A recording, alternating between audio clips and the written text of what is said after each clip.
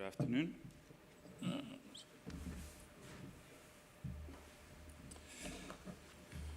So my talk is about how we accelerate. So it's great, linked into what we just heard. Great potential, but how can we get that faster?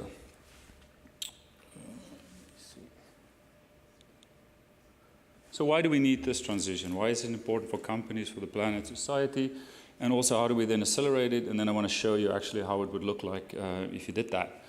And so we have these different constituents. We have the biosphere, and we hear about the 6 degrees, that there's a climate catastrophe, that could lead to the great extinction in a century or so if we don't do action now. Then we have the society, that we know that if we don't do something, we'll run out of fossil fuel. It's our solar heritage, and it's finite. And then at the other end of the spectrum, we have companies. And the challenges that mining companies have had is that grades are getting lower, costs are getting higher, and there's a pressure on margin. And there's been the great value destruction over the last 5 years. The top 10 mining companies alone have erased $500 billion from value on their books. That's a significant money. And so society needs to decarbonize. In order to do that, you need scale. Companies need profit in order to create value. And so there's the conundrum a little bit. And so how does renewable and the adoption of renewable straddle both of those in an equal way to help us achieve that? And the challenge is that companies need more time to change. As we hear, we have to wait for the technology to catch up, so it's easy for us so that we don't sacrifice our profit in the way we think about it now.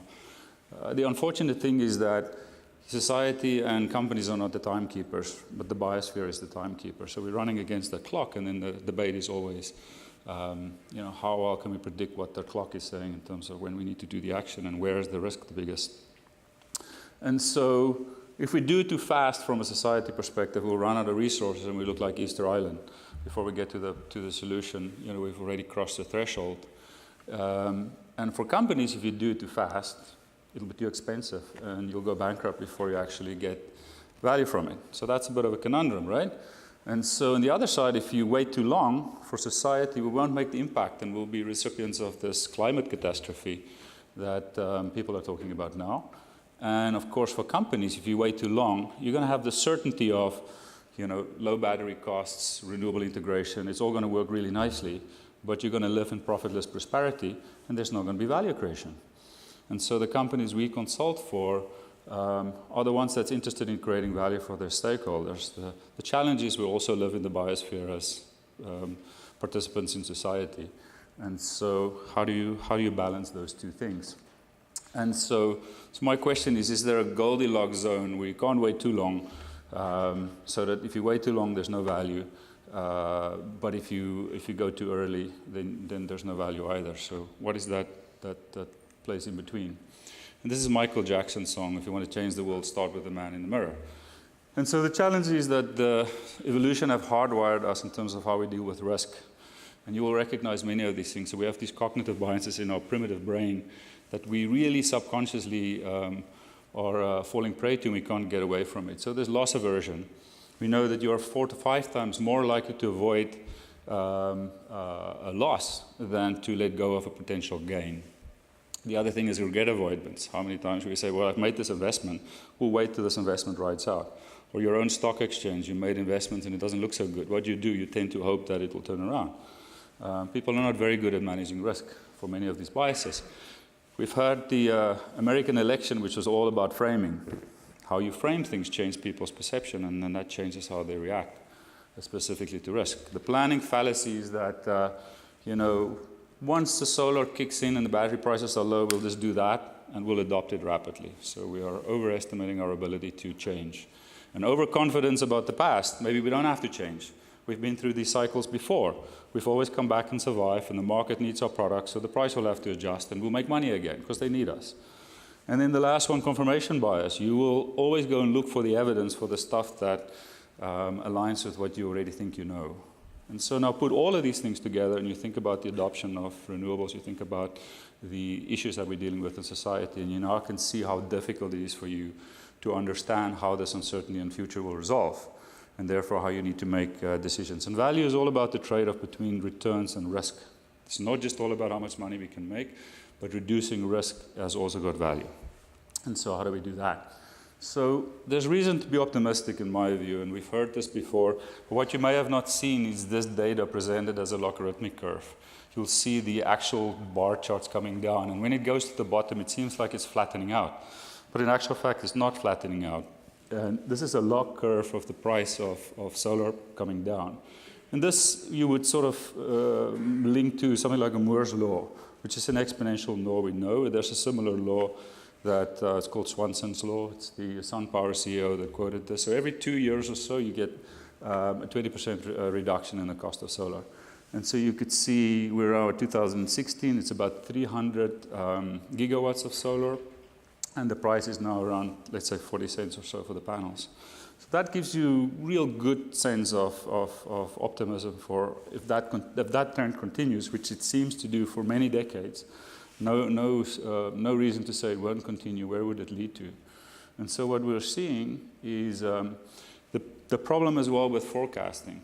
Our brains are built to think about things in a linear way. So when things are exponential, we try to fit it into our linear world. And if you look at a chart like that, look at the blue line at the bottom.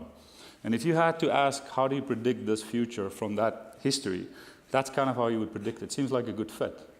But in reality, there's so many examples of exponential technologies which people have underestimated because of this historic bias that they have in looking at things in a linear fashion. So if you actually look at what happens on that curve, before an exponential curve gets to the inflection point, it looks very much flat and very uninteresting. And so now if you convert that curve to a linear curve, what you're actually getting, it's a straight line on a log curve. So it becomes more easy for your brain to say, okay, I can predict that line. That seems to be pretty predictable. And if you did that, this is a chart I made in 2008. And I always think of updating it, but I kind of keep it because it's sort of following what we predicted in 2008. And the light blue bubbles is what we sort of said, how it seems like if you follow this, the idea how it will follow. And so in 2008, you could see from, if you go back to 1950, the panel prices were $300 a watt. And we're now, sort of tracking. I suggested by 2020, we'll be at 35 cents. We're kind of there now, right? So I'm a little bit conservative. And then what's more important, if you actually look at the levelized cost.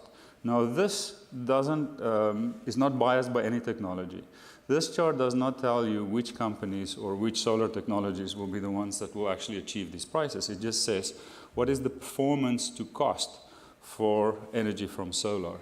And so what the prediction is there will land at, without subsidies, at about 3 cents a kilowatt hour. And this is sort of in Nevada. So the difference between solar, of course, is not a global commodity from a cost perspective, and so you have to put that on a regional basis.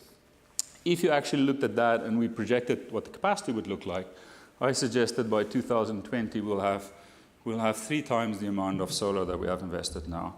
But what's really interesting, if you actually follow the exponential technologies, Ray Kurzweil from the Singularity University suggests if we keep on growing only at 30% when we've grown at 50% in the last 10 years, within 12 years, the current electricity generation could be dominated by solar.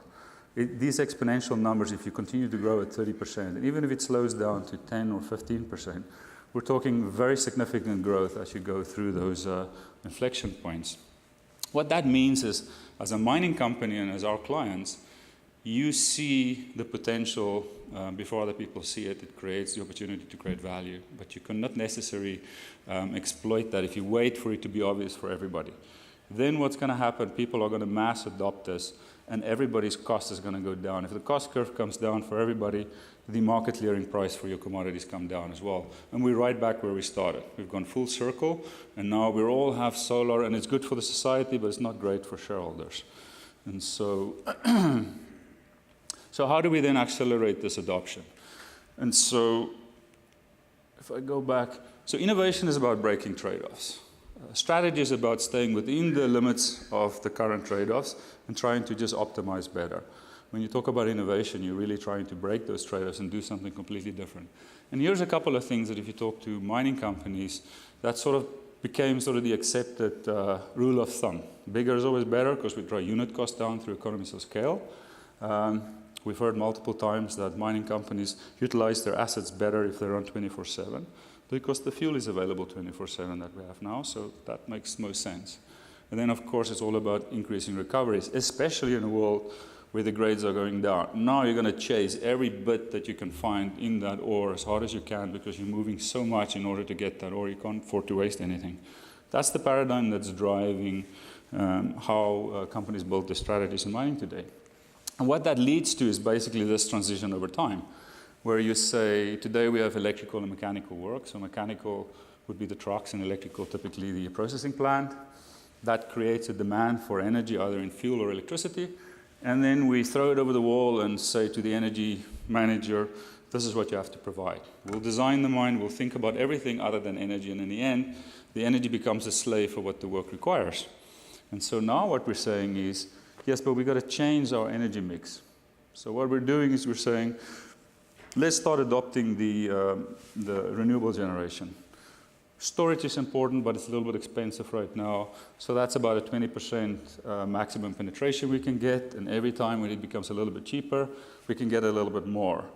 But the 24/7 rule applies. So even if the solar becomes free, it still doesn't shine at night. And so unless storage is becoming free, we're still stuck with having a 100% redundant fossil fuel plant available to run when we need it. We have a little bit of demand side that you can do, but essentially it's a bachelor that wants to get married but doesn't want to change its ways. The mine is going to do exactly what it's done before, and the onus is on the energy companies to actually become adaptable to the mining environment. And that's what we're talking about. That's a bachelor saying, I want to marry you, but I'm still want to go out with my friends on Friday night. And so and so what ultimately we're leading towards is if we wait long enough, what we're going to be able to do is get off fossil fuel altogether. When would that happen? Well, that will happen when the batteries are now cheap enough and the storage, the solar is not cheap enough, because we're going to go down this exponential curve for batteries as well. And now we say, now we can shed off fossil fuels.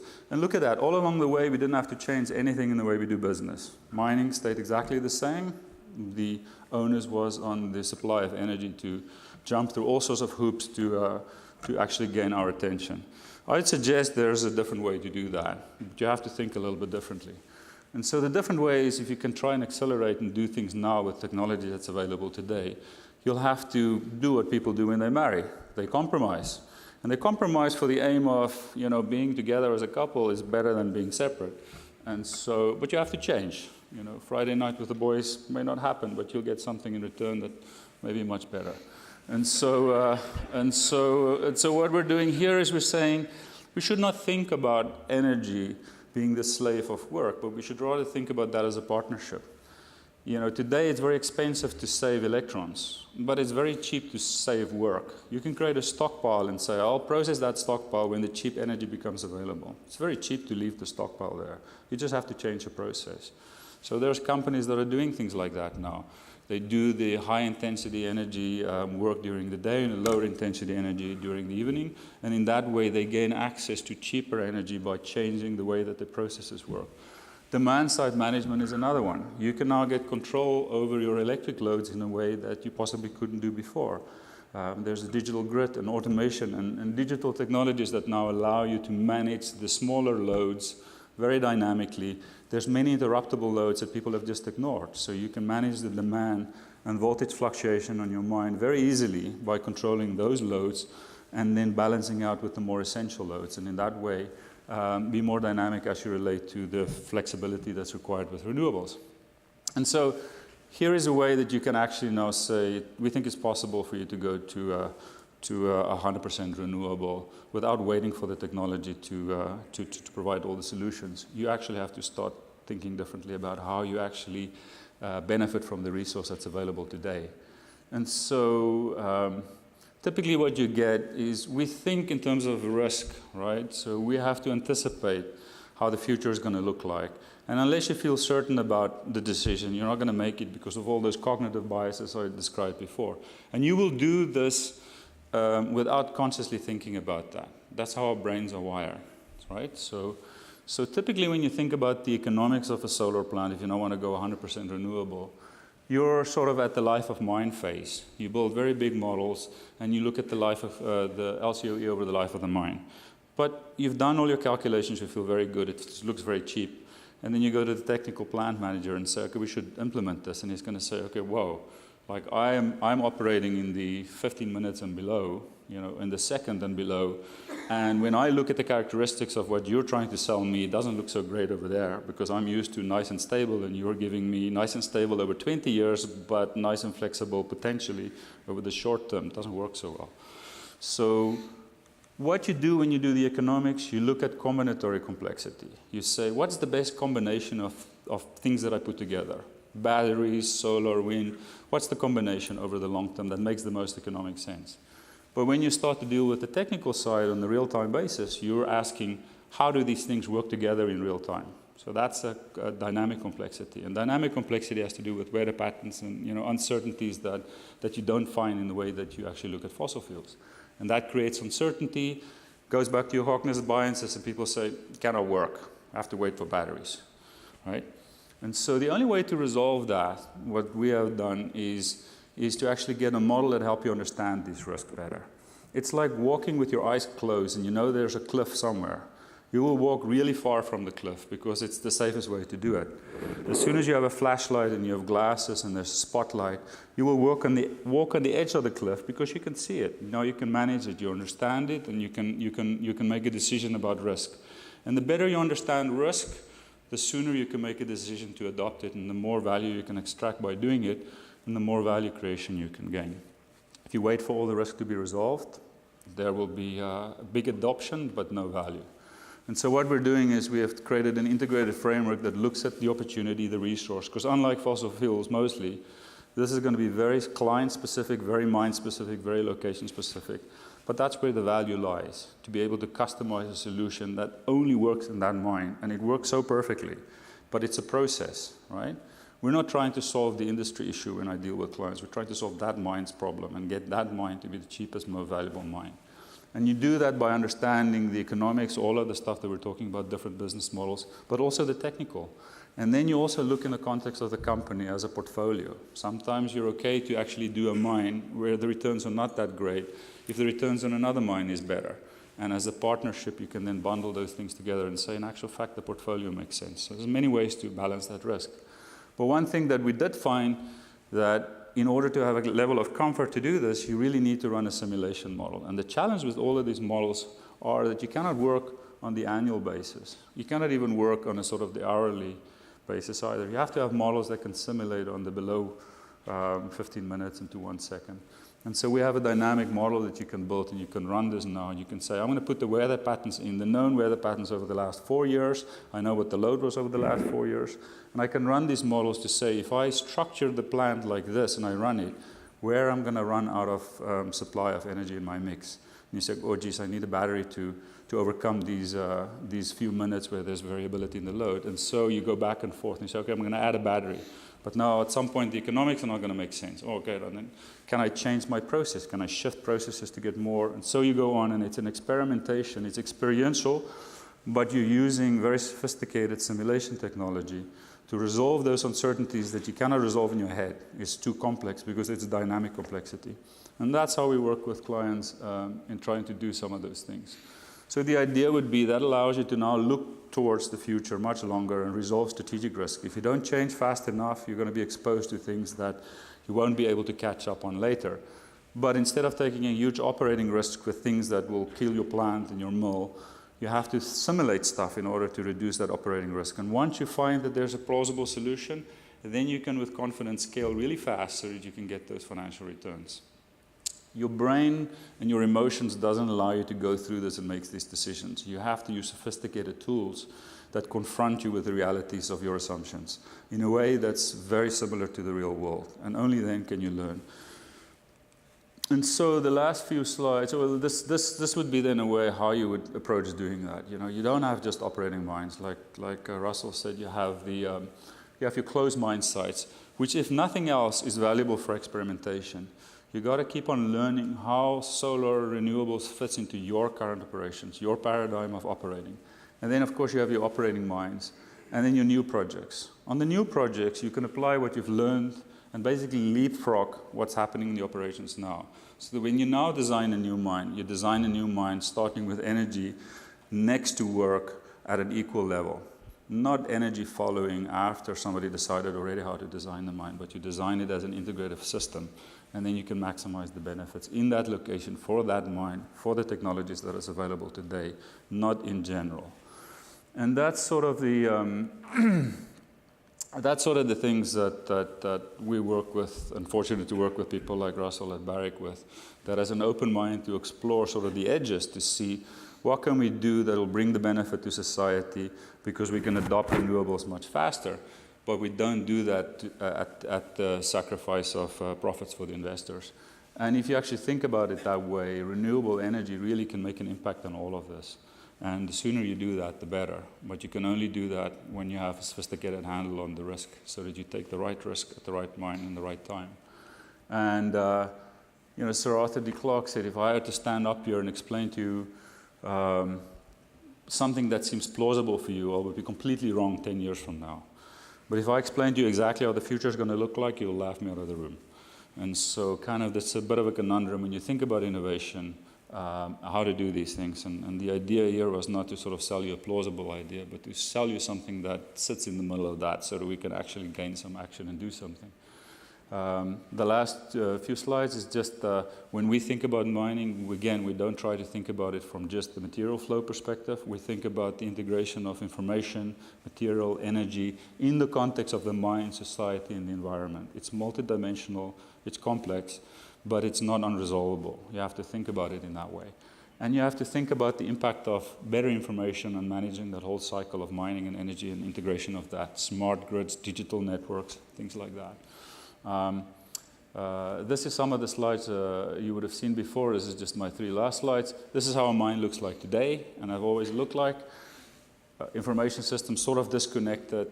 Most of the stuff in the pit is diesel, most of the stuff in processing is electricity. Move forward, we're starting to focus on digitization. We're starting to integrate renewables, but it remains sort of at the cap of 20% or so. Maybe we can push it a little bit more. As storage becomes cheaper, we can push it further. But we keep the paradigm of how we do things the same. This is a slide you've seen before. If you actually decide, you know, why don't we change the paradigm and say, we're going to remove the barrier, we're going to synchronize, and we're going to manage the mine for maximum value. That means it may not be a 24-hour operation. It means it may not be big. It means it may not be fossil fuels. And, you know, if you do that, you can push the envelope of what's possible and end up with a potential for 100% renewable long before anybody else does. You can resolve the risk associated with this model by planning it out and then simulating and modeling it. This is not taking a stab in the dark or walking to the edge of a cliff while you're blind. This is taking off the blinders and seeing where the cliff is and seeing how far you can walk to the edge of that.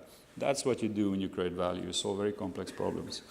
And so the difficulty lies not so much in developing new ideas, but escaping from the old ones. That's not because we're stupid. That's because we're human. Our experience become our trained intuition, and our trained intuition keeps us captive in the paradigms that we grow up in. And the only way to break out of that is to use tools like simulations and technology that allow you to explore those new avenues in a different way. Thank you.